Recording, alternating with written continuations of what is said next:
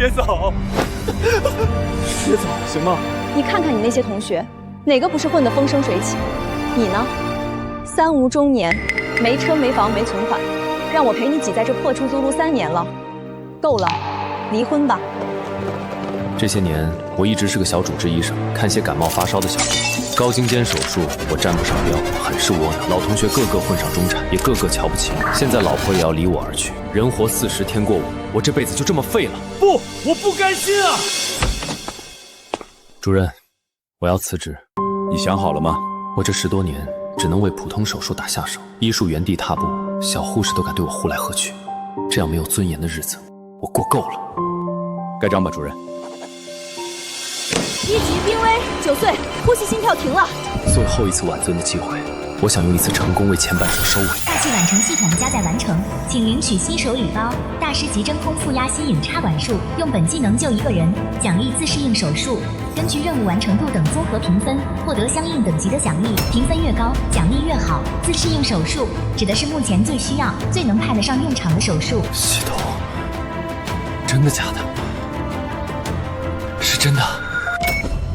入院 CT 报告提示，左侧胸腔有巨大混杂密度肿块，边缘上倾，横跨整个左侧胸腔，前纵隔，背及右前胸。家属强烈要求穿刺活检，但是在穿刺时发生意外，病人心跳呼吸骤停，是因为穿刺刺激到了迷走神经，引起反射性冠脉痉挛，再加上病人的心肺功能本来就很差，直接发生了心跳骤停。继续抢救吧。心跳恢复了，但是肿瘤太大，左肺挤得只剩一团，马上准备插管，常规路径走，建立通气。主任，等一下。如果现在插管可能会导致空气恶化，病人会有危险。许秋，如果你的医术和经验比我过硬，现在给患者进行手术的人就是你了。就在这儿，别瞎耽误功夫。可是没有可是，去干好你的本职工作。肿瘤横跨左胸到右前胸，气管被压偏了不止1公分，常规路径插下去，导管尖端会卡在肿瘤和气管壁之间的夹角里，通气肯定恶化。行，稳住了。通气恶化，完了，被他说中了。老师，让我试试。你疯了！主任都搞不定，你一个常年打杂的敢上手，出人命谁担责？他能解决这种复杂情况，我怎么就不信呢？插管角度不对，常规路径卡死了，换股动静脉，负压吸引，绕开压迫点。这许秋从来只会说好的。行，我去干。今天抽什么风？为什么3番5次要插手这台手术？这台手术成功率本来就低，按常规走，小孩9成9没命，不如让许秋上。他正经期，出事算医疗事故也兜得住，何况他已经辞职了，真出问题，责任也是他承担。行，你上，出了事儿你担。机会我给你了，你最好脑子里有真东西。等会儿搞砸了，看他怎么收场。他还逞能上来。系统啊系统，希望你货真价实，让我逆风翻盘，大器晚成。你可千万要靠谱啊！这桂英的手法是怎么回事？他还是那个不争气的许秋吗？我没眼花吧？这速度也太迅速了！液流恢复了。预充液比例调一下，复方电解质500，强乙基淀粉1000，白蛋白20，冷停调液准备。照他说的做。这套技术连我都不会，他还真是深藏不露啊！难道装了10几年窝囊废？这不科学啊！初步证明，大器晚成系统还算靠谱。许秋，干吧！这是逆风翻盘的开始。静脉引流效率高了1倍不止，还能调负压，大人小孩通吃。闪开！现在第一步收尾该我上了。评分71分，金色奖励箱打开，专家级肺部巨大肿瘤摘除术载入。才71，主任前面那几刀拖后腿了，不过专家级开胸够用了。拯救患者，病人董浩，目前存活率34.849%，手术成功率21.622%。奖励：新手大转盘1次，评分越高，奖励越好。21%，四舍五入等于必死，但系统给我专家级开胸。必须为孩子试试，学会任务奖励的技能。现在主任的水平应该在我之下，不过也能达到准专家级的水平了。老师，患者稀释性细胞压积27%，血气分析动脉血氧分压13.7千帕，静脉血氧分压3.7千帕，酸碱度7.37，动脉二氧化碳分压4.9千帕，尿量每公斤体重每小时4毫升，血钾3.7毫摩尔每升。巨大肿瘤的摘除术，就像是愚公移山，一次性切掉整个巨物不现实，只能慢慢来。病人的脏器被肿瘤挤得移位了，左肺被挤压下去，片子上的脏器位置全乱了，动作不能太大，否则会损伤组织，戳破肿瘤。你又想干嘛？我都找不到肺了，你还在我面前乱飘！主任，没有试错机会了，继续让我来吧。这回是残余部分，粘连移位，比刚才还凶险。你这没切过几回肿瘤的人，就别跃跃欲试了。我有把握。行，插管你蒙对了，但开胸摘瘤不是插管子，练10年都不定敢碰。你一个没练过的生手敢碰？我敢。这是开胸手术，不是闹着玩的。你确定要上手？许秋，你快拦住他！这种层次的剥离，连省内专家都慎之又慎，他一个打杂的怎么敢动手？这应该就是肺了。这是碰运气。可是他下刀切开纵隔时，没一丝犹豫，真的不像生手啊！何主任，快阻止他！许秋这是在草菅人命！你咋呼什么？别影响他手术。就他指挥割阑尾的垃圾水平，要是碰断了动脉，许秋现在的手法竟然这么刁钻，就让他继续吧。反正他辞职信都交了，出事自己兜着，让他做。这里应该是后生动脉了，右上叶的供血动脉之一，手术中最难处理的部分。你这技术跟谁学的？跟主任您学的。舒服了。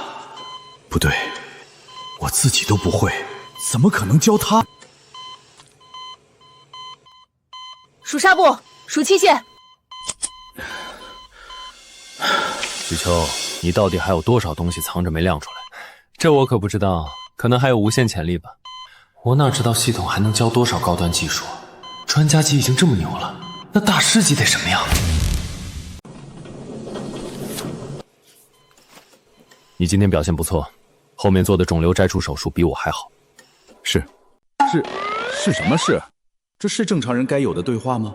虽然是实话，但好歹奉承我2句吧。你去通知一下，让省内代表来开个会，讲一下肺部巨大肿瘤的切除心得。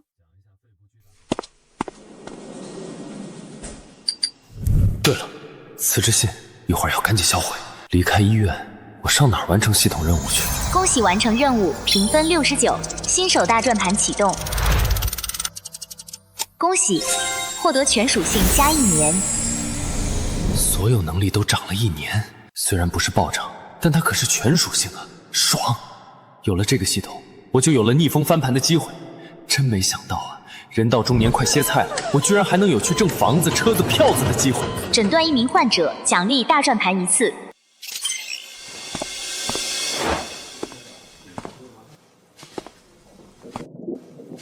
怎么了？在医院里看到穿白大褂的大叔，要么喊主任，要么喊老师，总归是不会错的。老师，这位孕妇怀的胎儿好像有2个脑袋、3条胳膊、4条腿。第一个病人就给我上强度。唐安，只剩下1头2臂了。你的确是1头2臂。记住了，这种小孩我们医学界有个专业名词叫做双胞胎。恭喜啊，怀了双胞胎，以后来咱们医院给你安排最好的医生和产房。诊断完成，奖励已存入。1个了，再来1个就转盘。对不起，徐老师。新来的？今年刚考上研究生。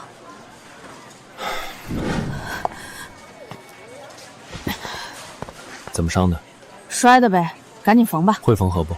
练习过。我意思是缝过人皮吗？这女版大李逵一看就不是善茬，还是别让孩子上了，容易被投诉。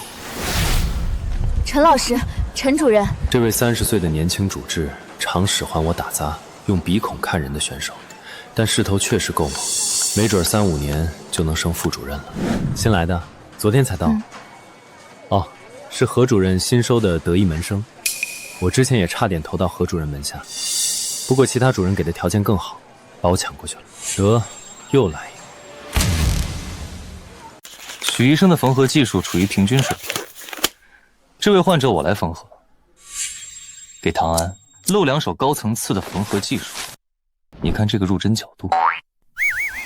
许医生在实习岗一待就是10几年，说实话挺可惜的，但没办法，医学是精确的学科，容不得差错。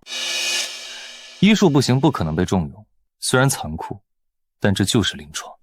陈主任，缝合全院顶尖，许秋平时只做些换药之类的杂项，根本不在一个层次，没有一点可比性。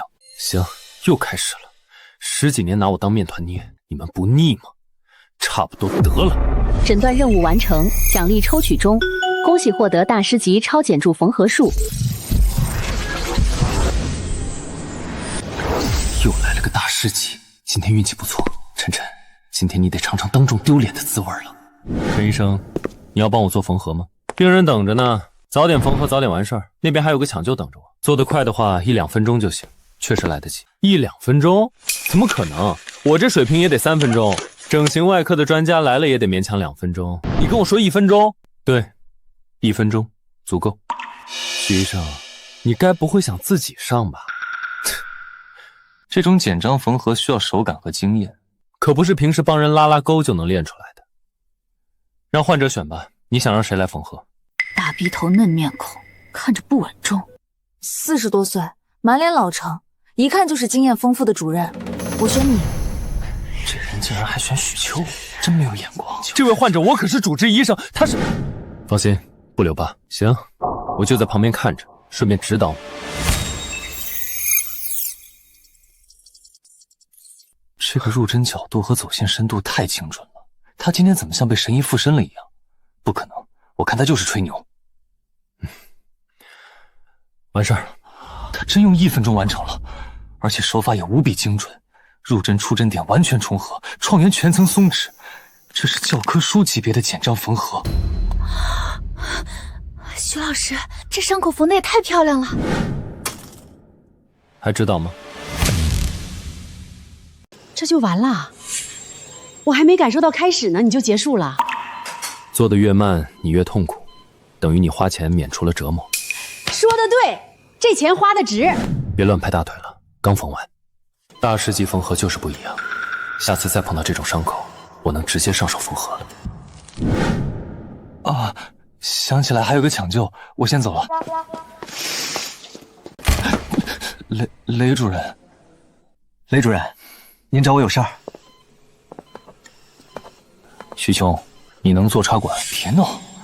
心外科的大佬雷主任亲自跑到急诊观察室找半条子许秋，随便派个护士不就行了？要做体外循环。对，有个大动脉瘤的病人，管子不好插，听何主任说你能上，帮个忙。谢谢雷主任给机会。不是我给机会，首先你得有着过硬的技术。走吧。雷主任亲自来请许秋，我没看错吧？什么叫请？这分明是抓壮丁，关键是许秋真敢接啊！之前那台手术的传闻是真的？插管体外循环，许秋什么时候会这些高难度技术的？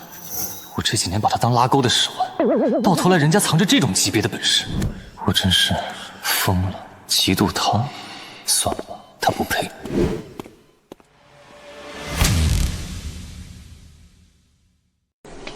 第一次被请进手术室，这感觉真爽啊！以前我把主刀求烦了，人家才捎上我，这回可不一样了，是大佬亲自请我来的。任务发布：人形插管机奖励该场手术随机经验，根据手术中表现奖励丰富程度上下浮动。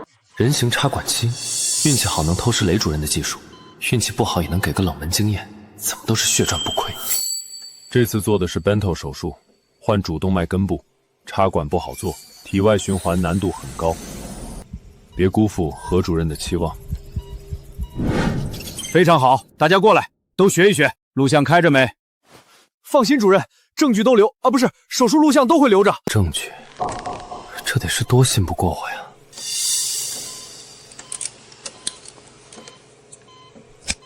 行了，剩下的我来。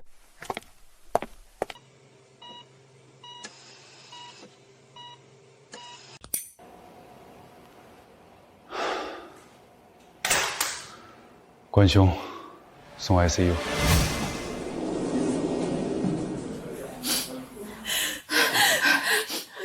手术成功。这台手术多亏许医生，不然病人还真不一定能下得来。谢谢医生，你是救命恩人。干了20多年，头一回站在这位置。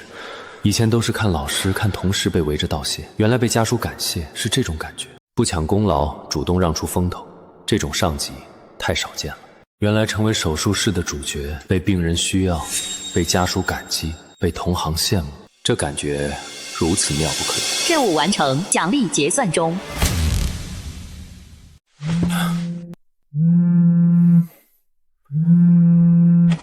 您可算醒过来了，徐老师。昨晚您的呼噜差点把楼板震塌。我浑号人形拆楼机，找麻烦的来了。一闹，同行，省内有个学术会议，估计是奔着挑衅来的。对了，我听说来了几个专家，还到处阴阳你呢。走吧，去会议室看看怎么回事。这次手术我就是个打下手的，主刀是我们科的另一位医生许秋。何主任，几张照片就想捧人，糊弄谁呢？谁不知道你们科的许秋是出了名的半吊子？何主任，我也觉得奇怪，那许秋也就干点拉钩导尿的活，怎么突然就会做摘除术了？该不会是学术造假吧？许秋，他要是能主刀贴肿瘤，我当场把这桌子吃了。老何，你别太护犊子，不能为了给人镀金，脸面都不要了吧？插管摘除都有手术录像，谁要看？别拿手术录像说事，谁知道剪辑过没有？再说，摘除良性肿瘤和真正的心脏大血管手术是一个量级。徐医生，你会做 Bento 吗？会一点。会一点？你知不知道Bento 2手术要做多少年冷板凳？你这种水平，说上就上，胆子也太大了。不好了，何主任，宣统中心刚报上来一个 I 型夹层动脉瘤，心脏超声显示升柱动脉内径超过80毫米，降柱脉也超过了57，必须马上抢救。知道了，马上到。还有一个马凡综合征的病人，主动脉根部也炸了，2个，安排2个手术室。何恒进，我只有一双手，我做马凡综合征的那个，孙医生做夹层，正好比一比。你马凡综合征？许医生，你没亲手做过，难道还没听说过这手术的难度？当然听说过，所以才要比一下。怎么，你没把握？许秋，你是不服气，还是真有把握？我不服气，但更有把握。好，上台。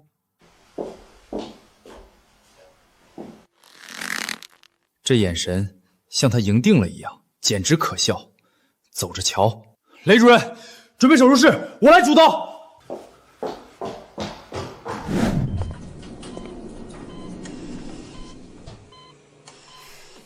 5号手术室就在前面，我先进3号手术室看一眼许秋那半吊子到底有没有本事和我比。这才几分钟，体外循环已经建好了，比我做的那台干净了不止1倍。侧半器。他一个常年打杂的货色，真会奔道手术？这怎么可能啊？准备下一个。这是什么？能降低出血概率，张力能达到最佳水平。这已经不是改良了，简直是另一个层面的东西。我那些年到底练了个啥？任务发布：见死要救。任务描述：用 Bento 2手术拯救1名患者。任务奖励宝箱1个，根据综合分数，奖励丰厚程度有所不同。宝箱，第5种奖励。虽然我等不及，但只能做完手术再开了。孙主任，你们还打算继续看下去吗？等着看我把 I 型夹层动脉瘤的病人也做了？我操！我怎么欣赏起他的手术了？差点把隔壁等我的病人忘了。孙医生，5号手术准备完毕了，就等主刀。原本想小露2手，随便就能把许秋压得死死的，现在不行了，我连压箱底的本事都使出来了。难道我和他差距那么大吗？不应该啊！准备体外循环。孙主任，许医生已经给这个病人安排好了插管体外循环，可以做手术了。谁让他做的？连招呼都不跟我这主刀打一个。许医生说，是何主任许可的，一切后果都由他和何主任一力承担。数据这么好，不可能，别人做的东西我用着肯定不顺手。许秋，你就等着我发难吧。继续做手术。怎么会这么顺畅？完全没有不顺手的感觉。他提前算好了我的习惯，还是说他的水平已经高到匪夷所思的地步，可以向下兼容任何人，越做越顺手了？这感觉只在和我老师配合的时候体验过。等等，这许秋不会是和我老师一个级别吧？这太离谱了。孙医生这速度也挺快的，确实快，但你看他那个切口暴露，每次都得多补一刀才能找准位置。反观3号手术室里许秋的那台一刀到位，下一刀接的严丝合缝。孙主任明明做的不差，但看着就是笨拙。我培养修过20年不争气的东西，今天把我的老脸都丢尽了。快看，3号手术室那边快做完收尾了，这速度有点意思。他那边是马凡综合征，这边只是 I 型夹层，速度居然比孙医生还快。专家级和大师级之间隔着一道15年经验的天炕，现在这层天花板对我来说一捅就破。想从专家级升到大师级，两个办法，一个是靠系统奖励的选手加1攒够15次就能升上去，另一个是靠体温到36度了。我城主辛苦了，做梦都不敢梦到这种内容。雷主任说的还真对，手术刀就是医生的金字招牌。全循环吧，送 ICU。5号那边怎么样了？许医生，他们应该才进行到关键的冠脉缝合。我过去瞅一眼。以前我进来，护士都嫌我碍事，现在刷一下就让开，我还真不太习惯。这就做完了，马凡综合症，6个多小时，不行，不能为他做的好不好分心，我得把自己的手术做好，不然真被他比下去，以后我还哪有脸在这行待了？许医生怎么到这边来了？做完了呗，人家那边马上都完事儿了，这边还在冠脉吻合。这不是孙主任慢，是许秋那个不是人。我输的是技术，不能连气度也输了。这么多后辈看着，不能丢脸。关兄，一句点评都没给，他这是压根儿没把我当对手，瞧不起谁呢？刚才2台手术的记录单呢？拿过来。孙主任，5号手术室的数据还没完全统计完，这是在提醒我比许秋慢1个多小时吗？等着。统计完了。3号手术室引流量470，我这边1050，这怎么可能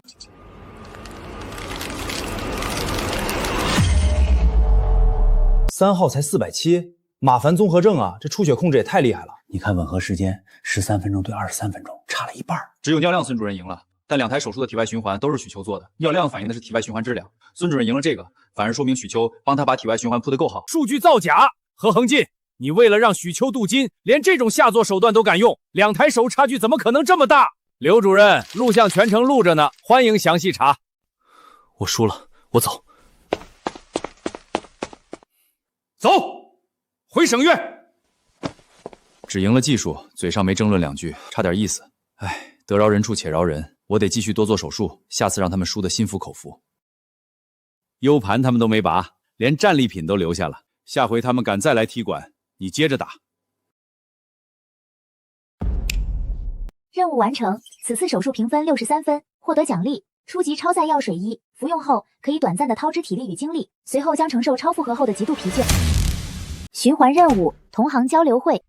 人外有人，天外有天，和同行交流，了解对同一个疾病的不同看法，对医者来说也是一门必修课程。奖励：交流对象见解越深刻，交流越深入，对方的认可度越高，反馈的经验就越丰厚。听说非移植领域的专家林庆要来院里，既然系统发布了任务，那就不找林庆了，要找就找最厉害的。我在大夏医学论坛专挑蓝 V 认证的大佬聊，好羊毛就得从最肥的羊身上薅。杜教授，您这5天做了4台肺移植了，歇歇吧，您不是40多岁的壮年了。小李，帮我查一个人。谁？大夏医学论坛有一个叫一叶知秋的，查他实名信息。杜教授，查到了，那人叫许秋，是临海市第一医院的主治医生，45岁。45岁主治，他怎么可能只是主治？这几天的交流中，他对肺移植的理解水平比我还深一截。杜教授，您找这人有什么事儿？未来1周有手术吗？没有。订机票去临海，我要亲自去见见这个许秋。杜教授，怎么突然要来你们医院？谁这么有本事，请得动这尊大神？我就说嘛，你们远没到请得动那尊大神的段次。说实话，只要杜教授肯开口，你们院的肺移植资质今年准能拿到。可惜呀，你们也就能请到我这种级别的了。林主任，您说笑了，能请到您已经是我们的荣幸了。对了，听说你们之前开了个报告会，切了个肺部巨大肿瘤，19厘米，我们科是许秋做的。良性肿瘤难度倒是不高。听说奔特尔手术你也做了，还行，不过这些都是老一套了，真正的高精尖还得看肺移植。许医生好大的面子啊！我这领域专家主动跟你攀谈，你神游天外是什么意思？许秋，循环任务阶段性奖励，所有肺移植相关经验汇总，获得大师级双肺移植术。大师级双肺移植到手了，看来这段时间和那位肺移植大师的交流效果非常好，这是认可我了。刚才走神了，什么情况？你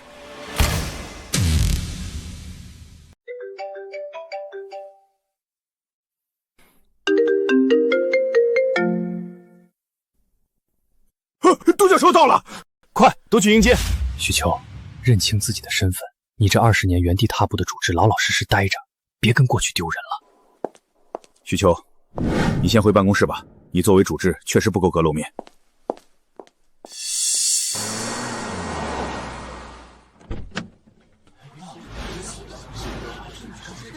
杜教授，您怎么亲自来了？我是林庆，上次在天都肺移植论坛见过您，您还记得吗？杜教授，你们医院是不是有一位叫许秋的医生？这什么情况？他开口就问许秋？有的，是我们急诊科的主治医生。带我去拜见他。拜见？我幻听了吧？别人想拜见杜教授都相当困难，他老人家怎么还来拜见许秋？杜教授，您真的确定要找的人是许秋？我很确定。走吧，带路。杜教授，许秋医生就在里面了。就是他，这么个毫无专家气质的普通中年主治医师，却对肺移植有高深的见解。不对劲儿，太不对劲儿了！他到底是怎么回事？这对话很眼熟，我和他刚开始探讨时就是先骂后服气。等等，怨心无尘，侯从军，他连侯从军都聊上了，还发了一份改良文档过去。他不是肺移植天才吗？怎么又跑去跟心外科教授掰手腕了？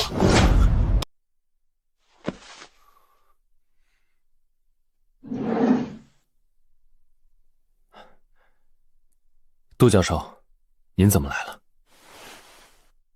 许秋，你一个小的主治，能让杜教授这样的重量级人物亲自拜访，还主动握手了？你给老爷子灌了什么迷魂汤？我杵这半天了，他连正眼都没给我一个，你许秋凭什么？许医生，久仰。我此次来，还有一事。许医生，你的才能不应该被局限于一处。我想请你去天都的肺移植中心，我保你一路之生。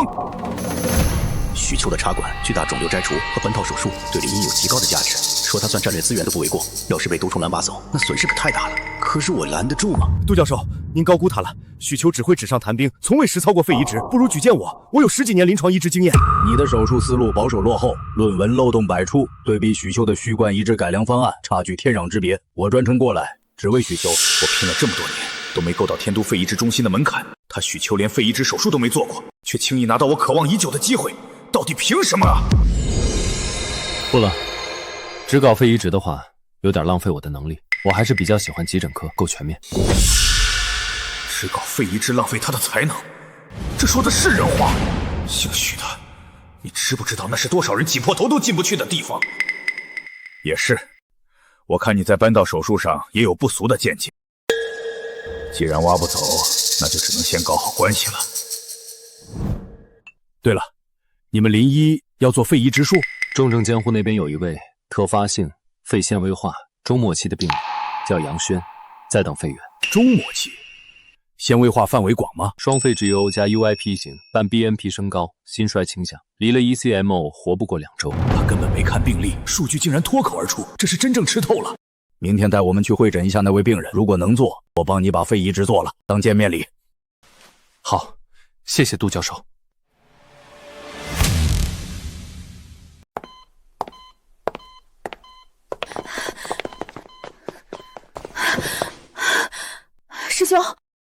师兄，他一直在找你。医生叔叔，求你救救我妈妈吧！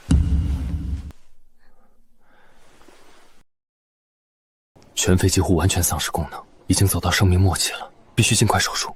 但是肺源从哪儿来？大器晚成系统再逆天，也变不出肺源来。走吧，我先去找个人，然后一起去看看你妈妈。UIP 型双肺 GAO BNP 已经翻了3倍，心衰倾向很明显，离了 ECMO 活不过2-3天。理论能做，但胸腔里那2团肺肯定已经硬成石头了，剥离难度极高。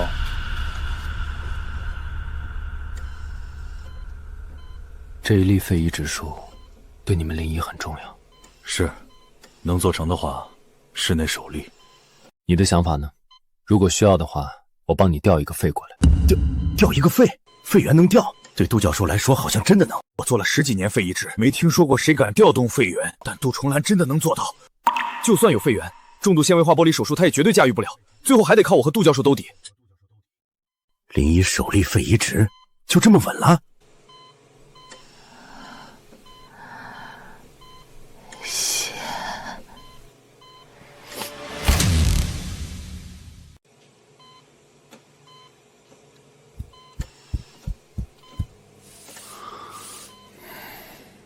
任务发布，完成1例双肺移植术，奖励大转盘乘1，根据完成百分比调整手术评分。想完成这任务，得拿到主刀。目前我的技术能压杜教授一头，只是没人信，他们一直认为我业务水平很垃圾。我要求主刀，他们会把我当精神病吧？不过我管他呢。米达兹伦2毫克，依托米酯20毫克，顺苯磺酸，阿曲库20毫微克。双腔气管插管已完成，开始吧。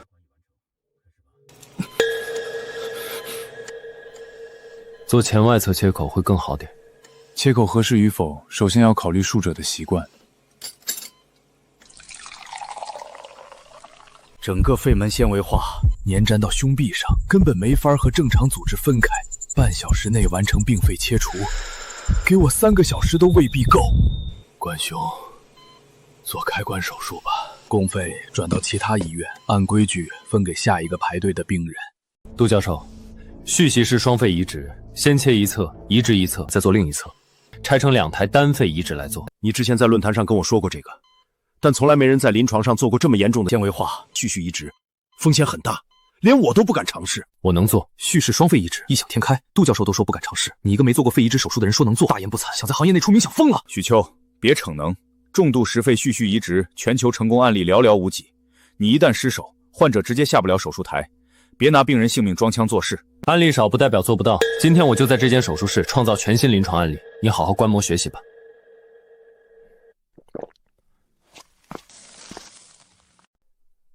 你站过来。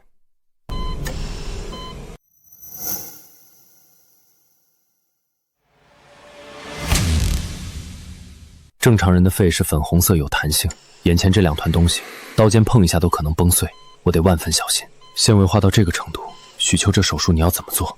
你的实践能和你的理论一样让我信服吗？如果出现意外，我应该还能抢救过来吧？这个剥离方向，他直接走纤维化和正常组织的交边面走，我都不敢这么切，他胆子也太大了。许秋从没做过肺移植手术，为什么会有教授级别的速度，而且熟练度也非常惊人？公费到了没有？吹下 OPO！ 这可是特发性肺精化中末期的10肺，我最快也要40分钟才敢做完一侧，许秋只用了15分钟，这已经不是熟练的问题，他达到完全不同的层次了。我15分钟完整剥离病肺，你看清层次间隙了吗？显然没看清，有空好好复盘学习我这台手术吧。这小子到底还有多少东西没掏出来？我做了30年肺移植，今天第一次当助手。你说过尽量保留支气管附近的节制组织，我以为是理论推演，你竟然真的能做到。支气管血供靠节肢组织里的微小血管撑着，把这层刮干净了，心肺活不长久。过去3年，我有7例肺移植术后出现支气管网合口缺血，其中3例直接导致死亡。我一直以为是供肺质量问题，现在我终于知道原因了。供肺到了，送进来。林庆，你负责处理供肺修剪修整，做快点。我也想进步啊，就不能让我多看点吗？再看2眼，就2眼。我来吧，修剪供肺是我的活，我操作10几年，速度肯定比你快。我修剪不会误伤胸膜，微小供血脂，供肺远期存活率会提升。今天我示范标准操作，你好好记。体力撑得住吗？这手术做下来起码7个小时。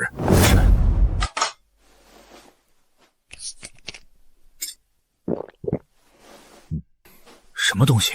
红牛？这节骨眼喝红牛？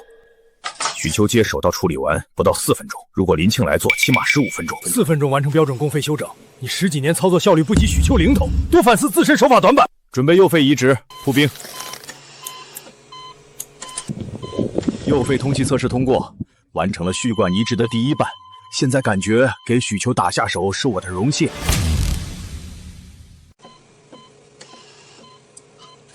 终于完事儿了。经典纱布器械缝针。1、2、3、4，齐了，3遍5。撤机，送 ICU。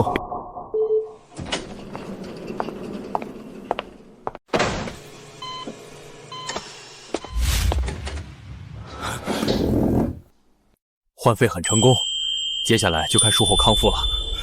那我妈妈能回家了吗？等几天，她就能回家，陪你玩了。主刀不是我，是许秋，因为体力透支，先去休息。你们有心的话，可以去专门感谢他。是那位医生叔叔。任务完成，手术完成度73.1%，手术评分87分，总评分79分，初级奖励提升为中级奖励。2000次胸部解剖，心肺不分家。以前我能做肺，能做心，但没法把2者串起来。现在总算打通了。许医生，您醒了？杜教授正在开会，何主任说您要是醒了，能赶上就去一趟。走。病人刚刚撤机了，昨晚9点多做的手术，现在中午13、14个小时撤机了，这么快？还有病人刚才下床了，14个小时下地，这得刷新亚洲纪录了吧？什么亚洲纪录？全球肺移植病例里都没出现过这么快下地的。我做了10几年肺移植，术后最快要48小时才能下床。许秋这台手术术后14个小时，跟他一比，我像个废物。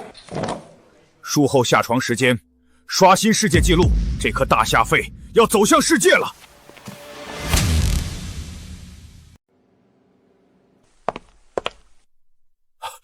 正好，病人醒了，去看看。病人醒了？何止醒了？你再晚起来2个小时，他都能走到你床前跟你说谢谢了。杜教授对许秋的态度像对得意门生一样亲切。昨晚那台肺移植，我站了7个小时，连个屁都没学到。他倒好，睡一觉起来享受知名教授爱徒待遇。观摩7个小时，自然学不到精髓。实操玻璃血管吻合的核心技巧，你全程不敢上手，再观摩10年也没用。医生叔叔，双肺膨胀良好，没有渗出实变影，心影无增大，纵隔居中，双隔面光滑，极好。胸片好看不顶事，得看肺功能。术后第1天就查肺功能，能有什么好看的数据？数据不会骗人，等结果出来，你可以用过往所有病例做比对。拿肺功能仪来。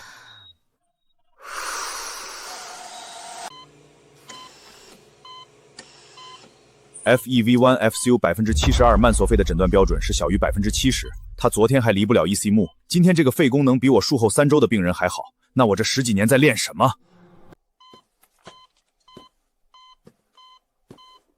你术后21天的病人，有几个能达到这个值？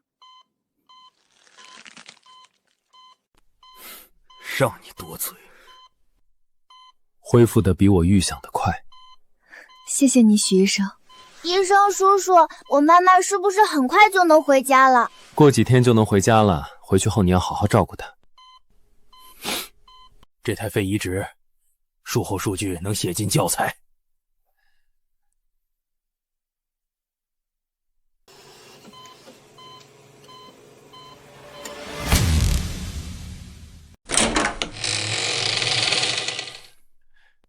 老师，各位主任，徐医生，这次找你来是想请你帮个忙。杜教授在院里待不了几天了，我们几个想请他指导一下论文，一人一篇就行，哪怕挂个名。你也知道，临沂这地方没资源没大腿，论文质量一直上不去。杜教授要是愿意指点，我们院核心就稳了。你手上技术已经够了，但职称还差论文，你得有几篇好论文挂着，才没人敢拿资历压你。任务发布，完成1篇论文，奖励自适应手术技能书。这个奖励可太有诱惑力了，必须拿到。您刚才说这只是第一件事，那第二件呢？第二件事，我们想借杜教授的名气，在临海市办一个呼吸外科学术论坛，全国范围的，省院都没办过这种级别的。咱们要是能拿下，就是弯道超车。不用这么麻烦。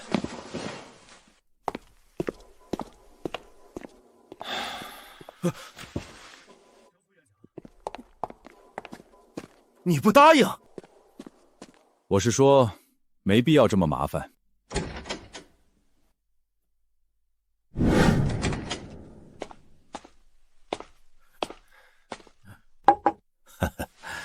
许秋，这么晚了，找我有事儿？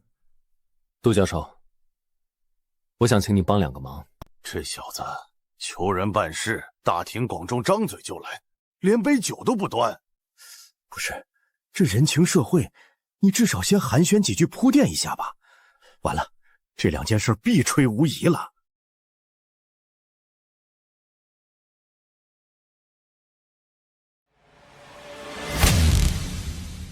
这小主治怎么回事？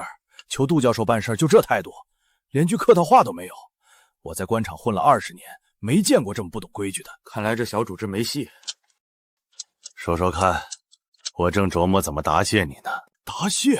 一个主治，杜教授要答谢他？第一件，临沂有几个主任想请您指导论文。第二件，想借您的名气在临海办一场呼吸外科学术论坛。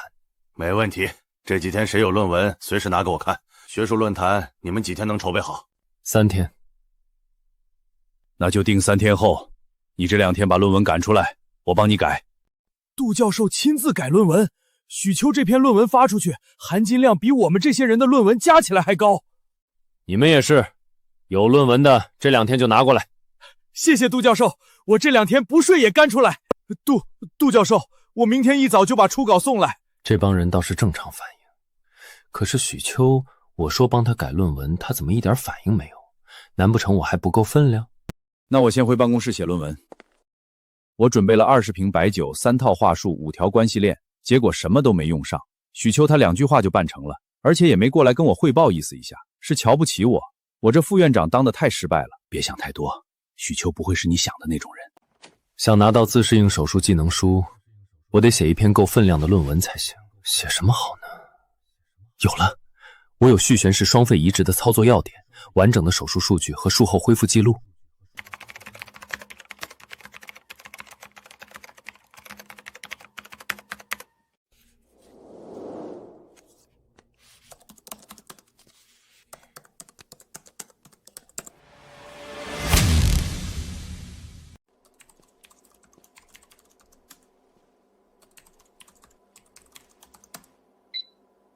许医生，你这加密习惯怎么比何主任还严实？因为有需要严格加密的东西。论文需要我帮忙吗？不是我吹，我过手的论文比你做过的手术还多。不用，我快写完了。他连写论文也这么神速，看来这家伙要咸鱼翻身了。好吧。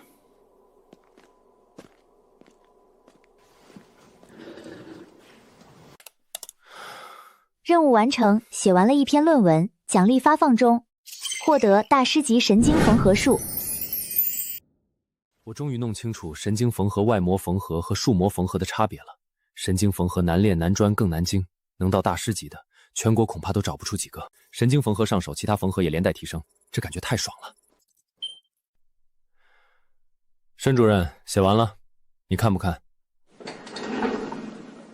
这标题真敢写啊！操作要点4个字儿，非得手上有真功夫的人才敢用，其他人碰都不敢碰。这么大个题目才写2000字，我写个包皮手术都能写出8000字来。老许，写论文你还是菜，得多练。谁规定题目大就要长篇大论的？你看清楚再发表高见。节节组织保留。我虽然不懂肺移植，但这种表述方式，每句话都卡在关键节点上，没有一句废话，没有一句修饰。这不是论文，这是把一台手术的操作流程直接扒下来，纯干货。我服气了。怎么样，还能挑出什么毛病吗？很不错了。肺移植手术我不够专业，很多细节看不太懂，但这些技术要点没错的话，这篇论文很完美了。可能有错吗？这台手术昨天刚做的，视频还热乎呢。硬要说的话，这里有一个顿号用错了，应该是逗号。还有这里双肺移植术打成双非移植术了。论文嘛，得严谨。别用那种幽怨的眼神看我，我帮你改还不行吗？这下就算杜教授亲自审视，也挑不出结构和语句上的毛病了。赌一把，杜教授能找出毛病，你给我急诊科写3篇 SC， 找不出来，我把医院资源往你们科调。赌了，我稳赢。论文搞定，只等杜教授的审阅结果了。谁先来？你也给论文设密码。我看过您在论坛上的帖子，您说论文要保护好，下次垃圾桶就不必上锁了。能拿到权威教授的修改意见，我丢点脸不算什么。重点是许秋的论文，不知道杜教授会给出什么评价。你这篇是想写综述还是病例报告？两边都沾，两边都不像。结构搭3，重新搭建框架，再深入细化。标题不错，但是怎么才2112个字？好，写得好，改无可改。不对，还能改2个字，或者说必须改2个字。规范。这2个字改下去，性质完全变了。这不是论文，是行业标准。改无可改的基础上改成规范。杜教授的意思是，这篇东西可以直接当教科书用了。你这篇我回去还要再细看几遍。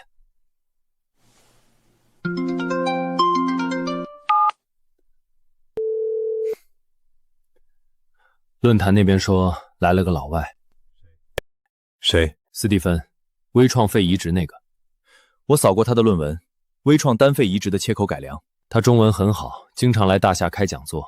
以前他没机会在国内出名，这次可能是想借论坛扬名。知道我非常看好你的一点是什么吗？是你不骄不躁沉淀了20年的量变，就等今朝的质变。但这还不是我最赏识你的地方。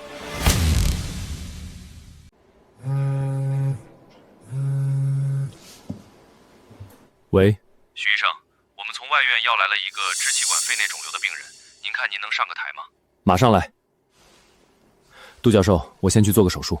什么手术？右肺上叶切除，支气管肺内肿瘤7.8公分。走，我跟你一起去。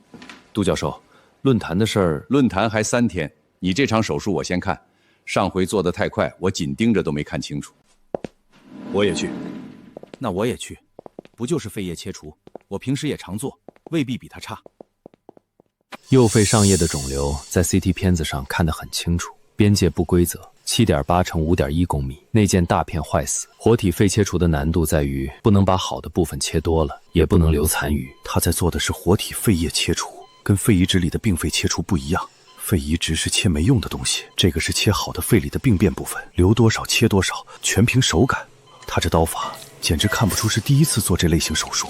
现实任务，疯狂手术日，再高明的手术技巧都需要练度来保持。每完成一台清空疲劳值，恢复体力，这等于说只要我不断做手术就不用休息，能一直保持最佳状态做下去。这48小时里能做多少台手术？从开刀到现在不到1小时，这个速度又震惊我一次。这台手术许秋的熟练度很高，不像新手，但他在这方面的确是新手。他纯熟的手法哪来的？灵异的肺叶切除量摆在那儿，就算他能深藏不露20年，也没那么多资源让他练出这种手感，这有点奇怪。你平时剥离总容易损伤边缘正常肺泡，多留意解剖天然空隙。送恢复吃。下一个病人有没有？啊，你要连台？知道连台有多累吗？我看你是不要命了。你别管，有的话就排上来。你们还有类似的病人吗？还真有，外院转过来2个，一个右下肺叶，一个左肺下叶，都排上，我接着做。这次是左肺上叶切除，按教科书上的标准做法，应该先处理舌动脉，再处理肩前部动脉。因为肩前部动脉走行短，容易损伤，一旦伤了就可能引发致命大出血。左肺上叶的解剖变异最多，许秋像做过几百台这种手术的老手一样，直接下刀，他都不犹豫一下的吗？这家伙真让我越发看不透了。右上肺和左上肺完全不同的解剖结构，他用完全不同的入口，没有个人习惯，只有最标准的手术方案。下一个，许秋，你已经做了2台，不休息一下？不用，下一个病人排上来。这都连台连到半夜了，许秋，你必须休息一下。大可不必，主任。有瞎操心这功夫，你去打听一下附近医院有排不上手术的病人啊！我打听那些干嘛？你觉得我很闲？做完了才有鬼。他们根本想不到有人能一天做6台手术。他们如果还有需要手术的病人，你能不能协调一下，让他们现在送来？现在都大半夜了，送来也是凌晨。你连6台手术凌晨还要继续，嫌命长吗？凌晨怎么了？我照样连台。主任，以前你嫌我指望不上，现在又拦我，你也太难伺候了。行，我这帮你把病人调过来，不过你得答应我。做完这台手术必须回去休息，不准继续连台了。协调过来的病人，你明天再做。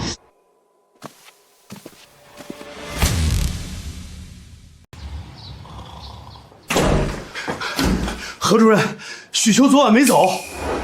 什么？你从外院协调过来的4个病人全被他连台了？还有更离谱的，他以你的名义打电话忽悠另外几家医院也连夜送人过来，现在总台数是7个。多少？7个。赶紧通知杜教授，只有他能管得了许秋那混蛋了。杜教授肯定还是睡觉，现在去打扰人家，我肯定会被骂的。不然呢？你让我去挨骂？打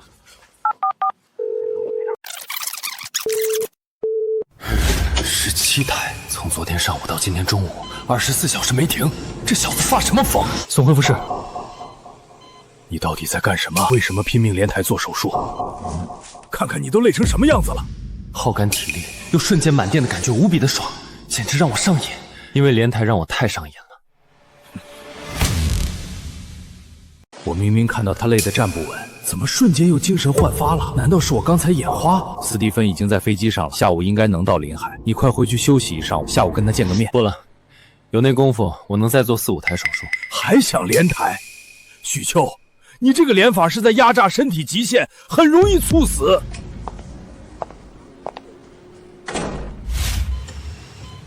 准备好了，准备好了。经过上次被当场打脸，我再也不敢看不起许秋了。跟他做手术，节奏流畅，没有停顿，完全不像以前跟杨主任，每一步都像在磨洋工，学不到真东西。许医生做手术前是吃了巧克力吗？动作简直纵享丝滑，观摩都变成一种视觉享受了。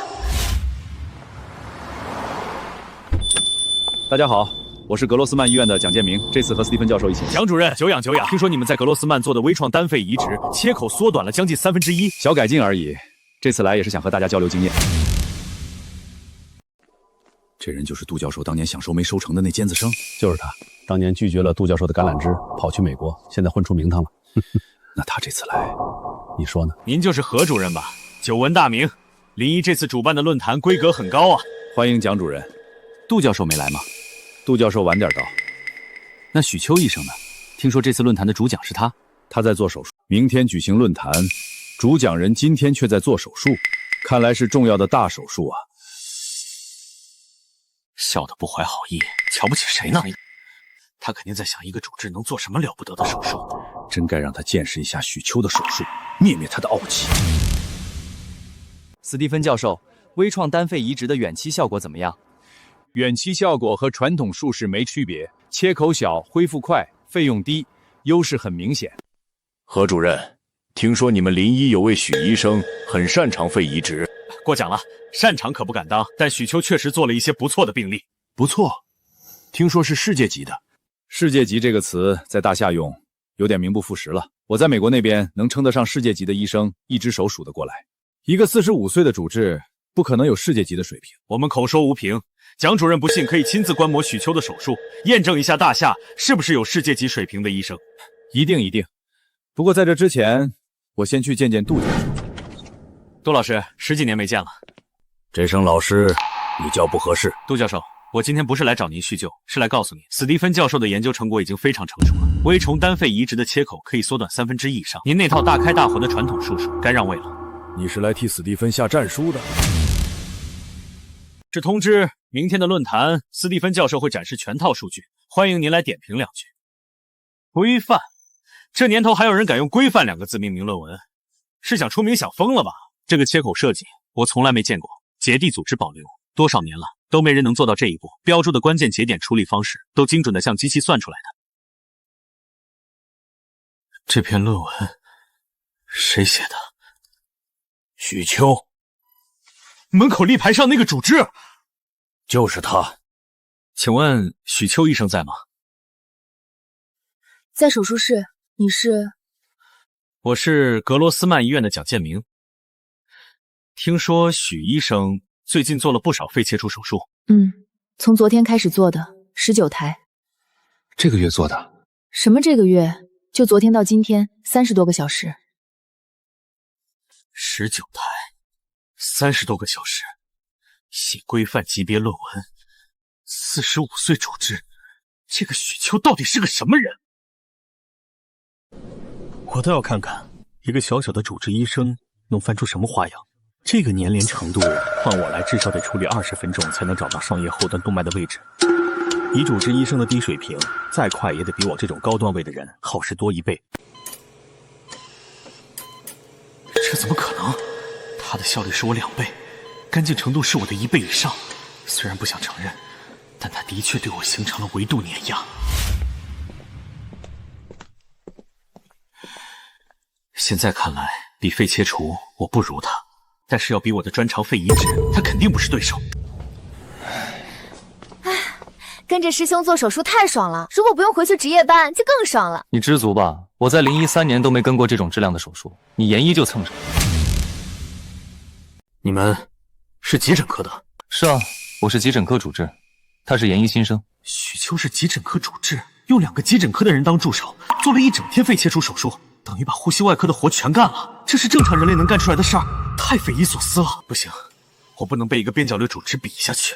许秋手术厉害没用，真正名利双收的医生要能做科研，有新技术。就像我手上的微创单肺移植创新方案是绝对领先的新技术，许秋拿什么跟我比？蒋主任，手术参观的怎么样？我不便评价，只能说许医生算是很勤奋吧。明天的论坛，许秋会讲序列式双肺移植的临床实践，您不妨听听。他一个普通的急诊科主治医生，能讲双肺移植这种高难度的东西？他上周刚做了1例，术后14个小时病人能下床。杜教授说，这数据能排到世界前列。肺切除他比我快，肺移植他也做到世界级数据。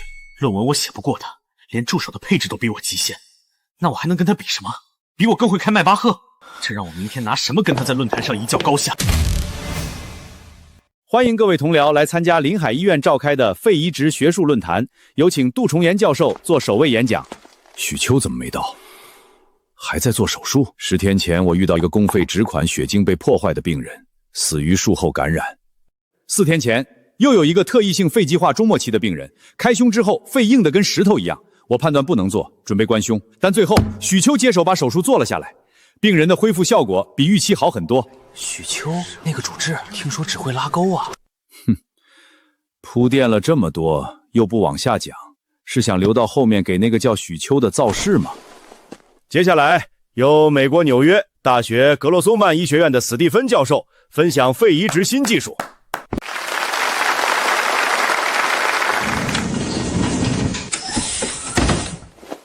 传统的肺移植切口50厘米，住院3个月，术式已经走到了瓶颈，所以我和恒康医药合作研发了这套肺移植达芬奇机器人系统。上个月，我们用这套系统完成了1例右肺微创移植手术，从公肺采集、并肺切除到共肺移植，全程由机器人操作，切口只有8厘米，术后住院时间从3个月缩短到1到1个半月。这机器人2000万一台，光有机器人还不够吧？谁会用？机器人只是基础，我们和恒康还开发了一套配套系统，叫心肺通。它分析了数千台肺移植手术的数据，加上数万例正常解剖和几百例异常心肺的深度学习，可以辅助医生在手术中辨认解剖结构。这是一段肺移植的手术画面，我们有请一位专家和心肺通系统比一比，看看谁能更快地辨认出关键结构。史蒂芬教授，我来。好，请上台。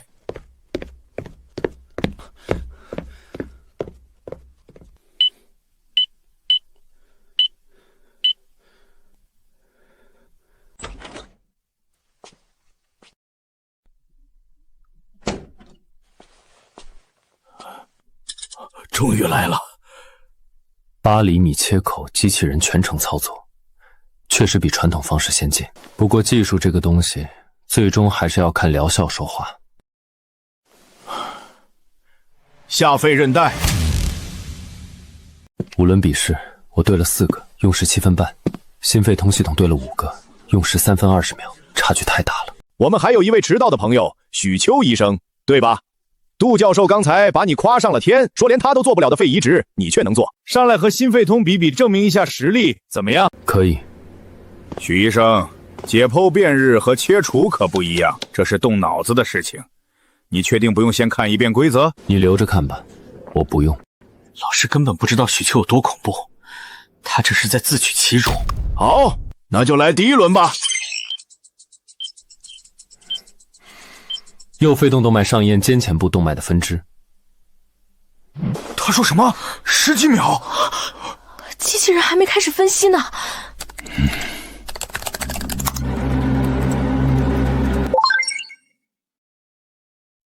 他怎么能判断这么精准？一定是某种巧合。第2轮，许医生，第1轮算你运气好，我们看第2轮。是生支动脉，而且斜列不完整。术前应该先处理上肺静脉，再走夜间肺动脉干。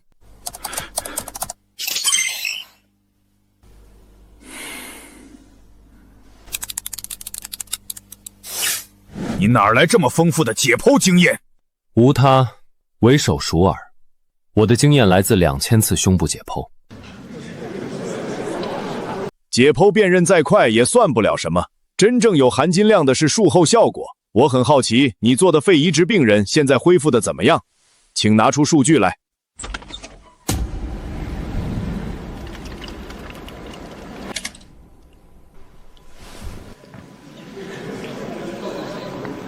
各位专家，大家好，我是5天前做肺移植的病人。5天就能下里走路了？我做了15年肺移植，最快的一个病人术后3周才能下床，这数据能排全球前5。许秋，你的肺移植竟然比达兰奇机器人做得更好。论坛结束，感谢各位。你简直不是人类。斯蒂芬教授，有2个病人，听说你在这里参加论坛，特意慕名而来，请你给治病。我同意了，正好让各位见识一下我的世界级水平。老师，病人资料已经传过来了，是非常典型的左肺上叶肿物，位置好，血管走形清楚，您做起来一定行云流水。那是自然，请各位明天一定来观摩我的手术，你们会看到什么是真正的微创，切口4厘米，束颈清晰，我会在1个小时内完成。1个小时也好意思卖弄？许秋40分钟就搞定了。你说什么？我说，祝您手术顺利，斯蒂芬。我建议今晚就做那2个病人的手术，早点完事让他安心。哎，杜教授，您太操心了，明天做也一样。哎，明天的手术，我打算从第4间进胸，然后用……主任，何主任。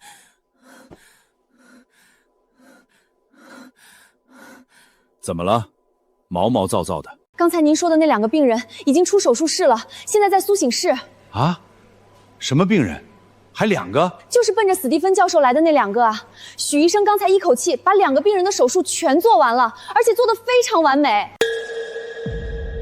什么？我只是吃了个午餐的时间，他把我2位病人的手术都做了。何主任，你这么安排是想让我难堪吗？斯蒂芬教授，我可没安排手术，这是许秋的习惯，看到有病人需要手术就马上做。不，还有一个，省院刚通知我还有一个病人转过来，现在马上通知手术室，我要立刻做，绝不能让许秋抢了风头。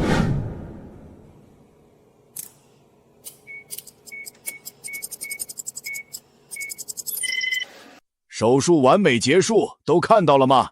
这可是世界级水平。跟许医生比，也就慢了差不多1倍嘛。杨主任，你这么说话让我很没面子。如果许秋知道我帮他阴阳了一下史蒂芬，会怎么感谢我呢？哎呦，你也会累啊？我还以为你是铁打的。就是，你要是再不休息，我真准备打电话给国家申请解剖你研究研究了。循环任务结束了，我靠自己的意志和体力连做2台手术就顶不住了，可见大气晚成系统对我有多重要啊！哎，你们也做手术了？做了2个半小时。世界级专家做左肺上叶切除这种手术，需要做2个半个小时那么久的吗？病人心脏骤停，抢救了半小时，那也用了2小时啊！你不能质疑我的技术，是运气不好，懂吗？他的心脏莫名其妙就停了。哦，懂了，技术不够强，甩锅给运气不好就对了。我看看，没这个必要。我做的手术永远是高水准的。病人的心脏骤停，可以提前预判。您这世界级医生不会不知道吧？预判？这玩意儿怎么预判？你还能算命？病人身高170，体重83公斤，重度肥胖。这种体型要提防心肌肥厚，左心室倍大。术前心脏彩超提示高血压心脏病，说明心肌已经有轻度损伤，存在供脉供血不足。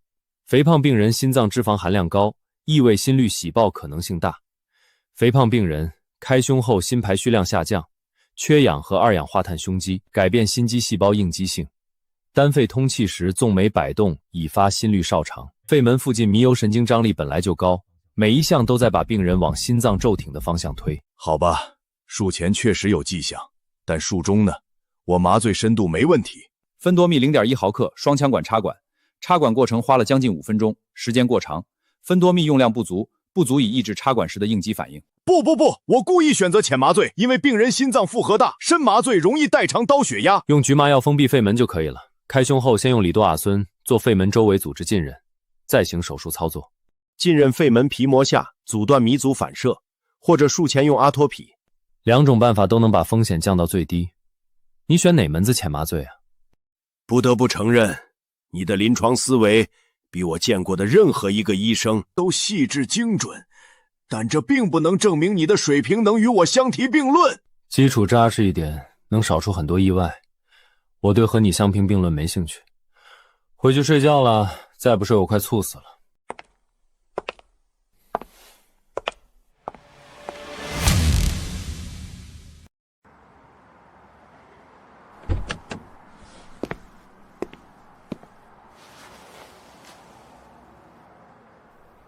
许秋，你过来一下。你的论文不用急着投，我回去再帮你过一遍，争取做成全国通用的规范。这份文件就当是我送你的礼物吧，我们医生能送的最实在的厚礼。杜教授，这好好干。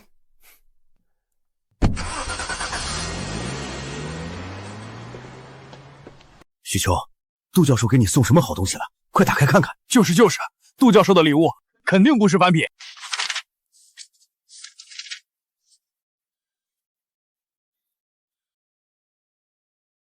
哎呦我的天！杜教授帮我们调了4个肺移植病人，未来3个月，只要我们能做，随时能把病人送过来。啊，4个肺移植病人，省院努力了这么多年，终于凑了4台，这等于把肺移植资质直接给林一送来了。